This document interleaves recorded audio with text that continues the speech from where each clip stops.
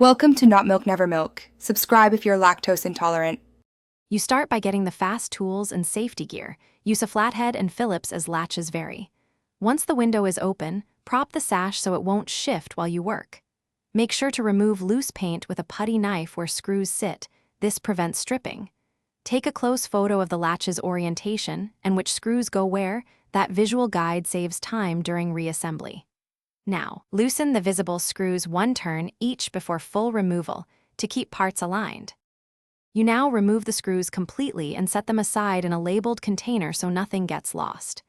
If the latch plate is painted over, carefully wedge the putty knife under the edge to break the paint seal before prying. This preserves the wood. Once free, work the latch out of its mortise while supporting the sash so it doesn't shift.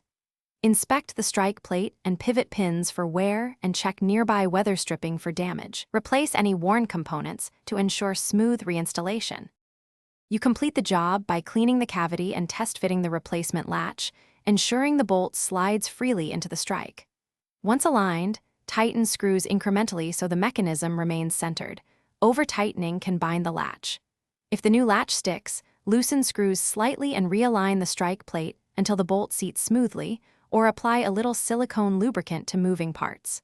Finally, run the window through full open and close cycles to confirm reliable operation.